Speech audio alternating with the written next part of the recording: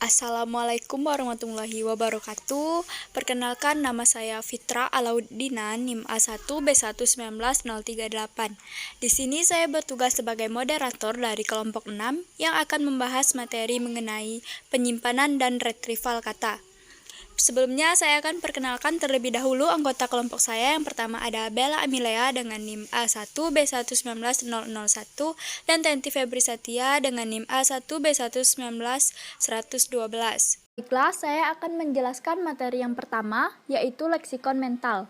Leksikon mental sering juga dinamakan kamus mental, yang mempunyai sistem yang memungkinkan kita untuk meretrieve kembali kata-kata secara tepat. Meskipun leksikon mental mempunyai persamaan dengan kamus biasa, yakni kamus yang berupa buku, ada perbedaan-perbedaan yang cukup signifikan. Yang pertama yaitu kamus biasa selalu disusun dengan cara alfabetis. Dengan demikian, keterkaitan satu kata dengan kata tetangga lainnya semata-mata berdasarkan kesamaan bunyi atau hurufnya saja. Yang kedua yaitu kamus biasa juga tidak menyebutkan bahwa makna merupakan jaringan atau network antara satu konsep dengan konsep yang lain. Tidak akan ada dalam kamus biasa informasi yang mengingatkan kata bunga mawar dengan mobil pemadam kebakaran. Karena dari segi ilmu perkamusan, kedua benda ini tidak langsung memiliki fitur yang sama. Yang ketiga, yaitu perbedaan lain dengan kamus biasa adalah bahwa mental leksikon itu isinya selalu berubah. Kata Indonesia indikasi sebelum Cobb de Eltet tahun 1965 adalah netral. Perbedaan yang keempat yaitu leksikon mental memungkinkan kita menciptakan kata sesuai dengan aturan yang ada pada bahasa itu. Kata ini belum tentu akan hidup terus, tetapi pada saat diciptakan, si pendengar memahami apa yang dimaksud. Dalam bahasa ada celah-celah morfologi yang memungkinkan kita untuk mengisinya. Kelima, yaitu kamus biasa hanya memberikan kategori sintaktik secara minimal dan tidak masuk lebih dalam untuk mencegah munculnya kalimat yang dapat diterima. Kata lebar dan kata utama sama-sama diberi kategori sintaktik adjektiva sehingga bisa terbentuk frasa jalan lebar dan jalan utama. Materi selanjutnya yaitu penyimpanan kata. Penelitian mengenai jumlah kata yang dimiliki oleh orang terdidik Indonesia belum pernah dilakukan. Kalau dilihat bahwa Kamus Besar Bahasa Indonesia hanya memiliki 72.000 lema. Dan dari pengalaman pribadi, membuka-buka kamus itu di mana ditemukan banyak kata yang tidak dimengerti. Hanya 12 dari 28 lema di halaman pertama huruf L yang dimengerti. Rasanya tidak akan jauh meleset kalau diperkirakan bahwa jumlah kata yang dimiliki seorang terdidik Indonesia adalah di bawah 50.000. Pada dasarnya ada dua pandangan mengenai hal ini. Pandangan pertama adalah bahwa tiap kata disimpan sebagai kata yang terpisah. Jadi, kata-kata seperti jatuh, terjatuh, menjatuhi, menjatuhkan, dan kejatuhan disimpan sebagai 5 kata yang terpisah-pisah. Begitu juga kata Inggris, sing, sings, singing, sang, sung, song, dan singer merupakan 7 kata yang disimpan sendiri-sendiri. Argumentasi untuk teori ini adalah bahwa retrieval yang dapat dengan cepat dilakukan itu adalah karena kita hanya tinggal mencomot saja kata yang kita inginkan. Pandangan lain membantah dan menyatakan bahwa penyimpanan kata yang berdasarkan kata ini sangatlah boros karena minda kita harus menyimpan ribuan kata, dari 50.000 sampai 80.000. Mereka berpandangan bahwa kata disimpan bukan berdasarkan kata, tetapi berdasarkan morfem. Jadi hanya jatuh yang disimpan.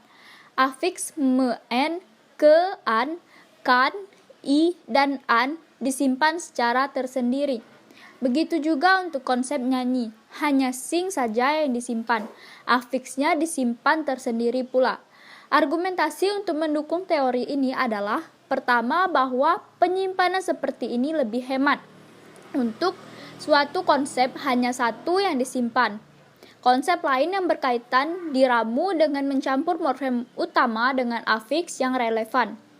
Argumentasi pendukung kedua adalah bahwa waktu yang diperlukan untuk meretrieve kata multimorfemik lebih lama daripada yang morfem 1.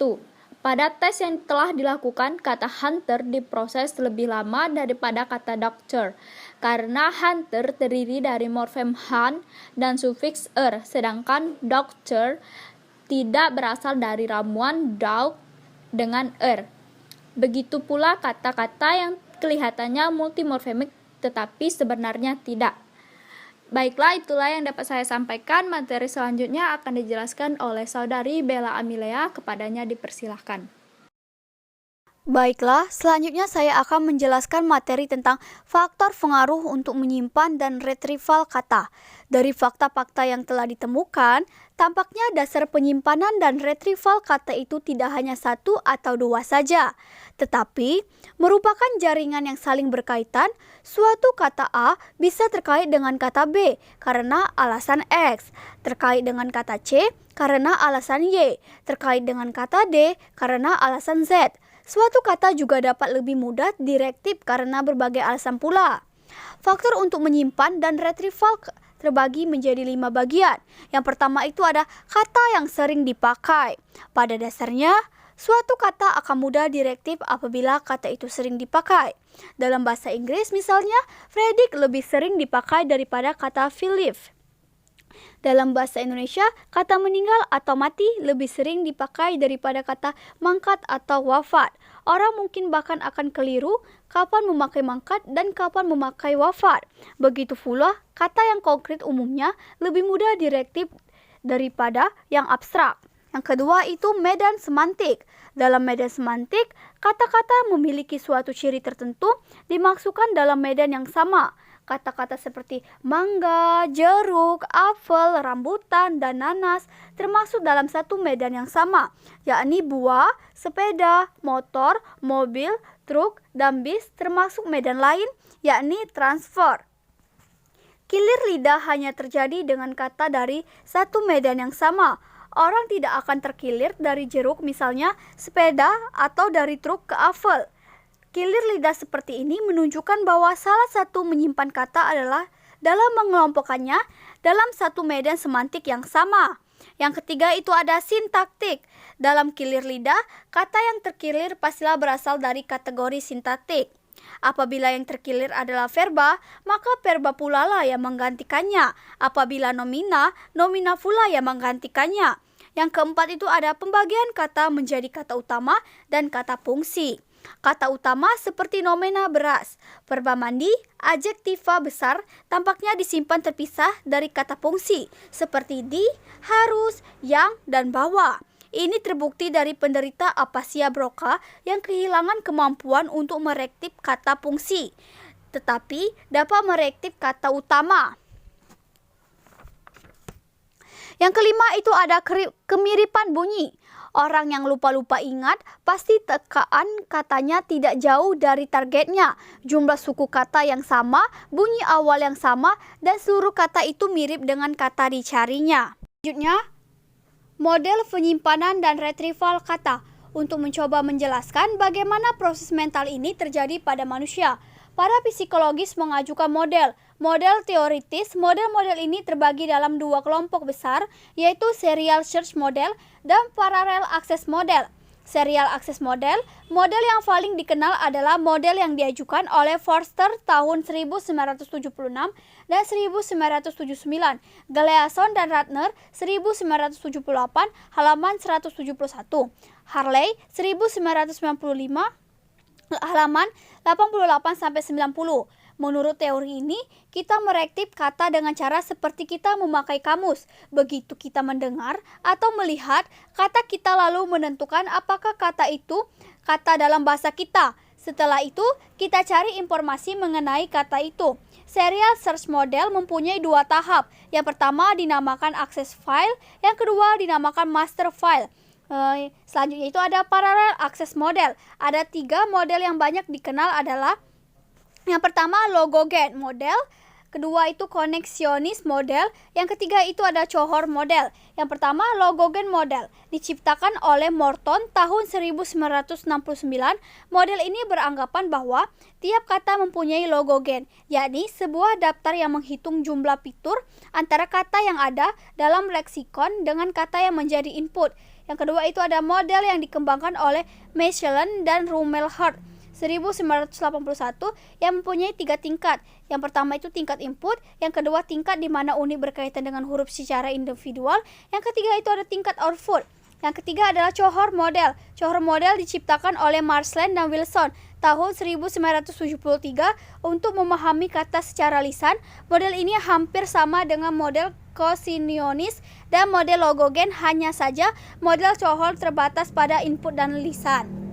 Selanjutnya, pengetahuan tentang kata. Sebenarnya apa yang dimaksud kalau kita mengatakan bahwa kita tahu sebuah kata? Paling tidak ada 4 aspek untuk mengklaim bahwa kita tahu sebuah kata. Yang pertama itu ada aspek semantik.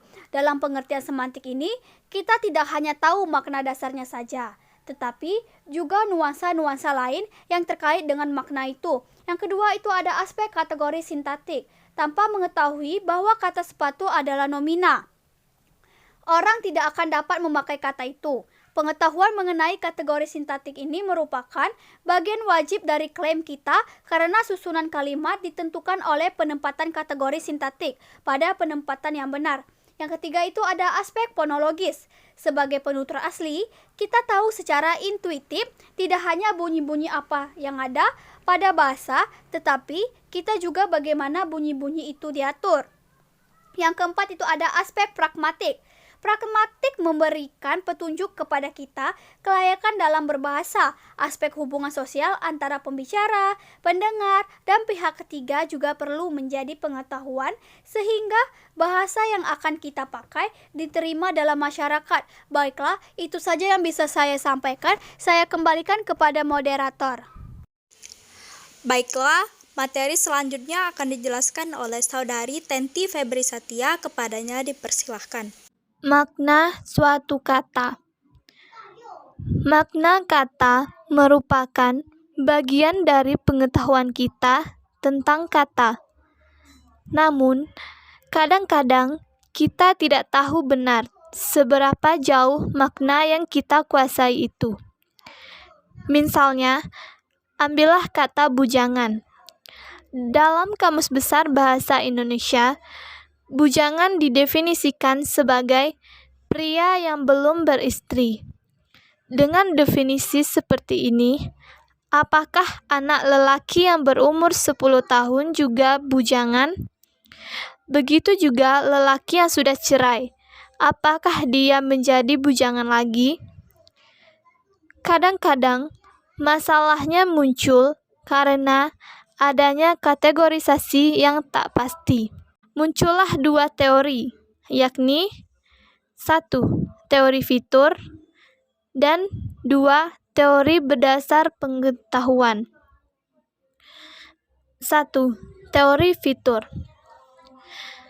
Teori fitur mengatakan bahwa konsep terbentuk dari sekelompok unit yang lebih kecil yang dinamakan fitur. Konsep mengenai objek yang dinamakan kucing, misalnya, mempunyai sekelompok fitur, yakni antara lain berkaki 4, bermata 2, bertelinga 2, berhidung 1, berkumis, berbulu, berwarna putih, hitam, coklat, belang, tapi tidak hijau atau ungu, serta bersuara ngeong. 2. Teori berdasar pengetahuan. Teori berdasar pengetahuan dikembangkan oleh Rivest dan kawan-kawan dalam Gleason dan Ratner 1998. Teori ini berdasarkan pada esensialisme psikologi dan kontekstualisme psikologi. Esensialisme psikologi adalah teori yang landasan dasarnya adalah teori fitur, tetapi telah diperluas organisasi konsep. Untuk mengetahui hubungan antar konsep dan bagaimana konsep itu diorganisir, orang mengajukan berbagai teori atau model. 1. Model semantik hierarkis.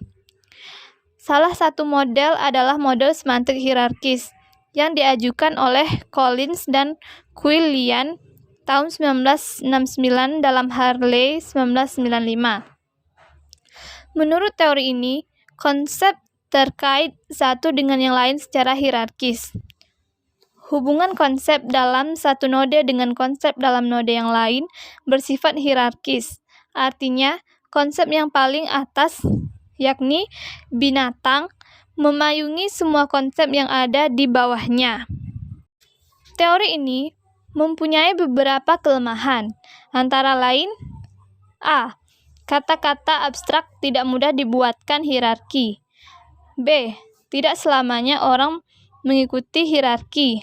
Misalnya, kerbau adalah binatang, akan lebih umum daripada kerbau adalah mamalia. Dan C. Jarak semantik yang sama belum tentu menghasilkan jumlah waktu reaksi yang sama. Contohnya, perkutut adalah burung, akan lebih cepat direaksi daripada penguin adalah burung. 2. Model perbandingan fitur. Dalam model yang dikembangkan oleh Smith dan kawan-kawan tahun 1974 dalam Gleason dan Ratner, konsep dinyatakan dalam dua tipe daftar fitur, yaitu yang pertama fitur yang wajib dan yang kedua fitur yang opsional. Kedua macam fitur ini kemudian dibandingkan melalui dua tahap. Pertama, semua fitur, baik yang wajib maupun yang opsional dari dua konsep atau lebih itu dibandingkan. Bila kedua konsep itu memiliki kemiripan yang cukup banyak, maka kita anggap kedua konsep itu berkaitan. Bila derajat kemiripannya terlalu dekat, maka masuklah kita ke tahap kedua, yakni tahap di mana yang dibandingkan hanya fitur yang wajib saja. Dari perbandingan ini akan muncul perbedaan fitur, yakni fitur yang ada di satu konsep tetapi tidak ada di konsep yang lain. 3. Spring Excavation Network Model. Dalam model yang dikembangkan oleh Collins dan Lofton tahun 1975 dalam Gleason dan Ratner 1998 200-201, konsep dinyatakan dalam node yang berkait-kaitan. Jarak antara satu node dengan node yang lain menunjukkan kedekatan antara satu konsep dengan konsep yang bersangkutan. Makin dekat jaraknya, makin dekat pulalah konsepnya. Cara model ini bekerja adalah bila suatu konsep teraktifkan, maka aliran listriknya menyebar ke konsep-konsep lain yang berkaitan. Aliran itu kuat bila jaraknya dekat, dan makin jauh jarak itu, maka kecillah alirannya. Demikianlah materi presentasi dari kelompok kami. Saya akhiri, wassalamualaikum warahmatullahi wabarakatuh. Terima kasih.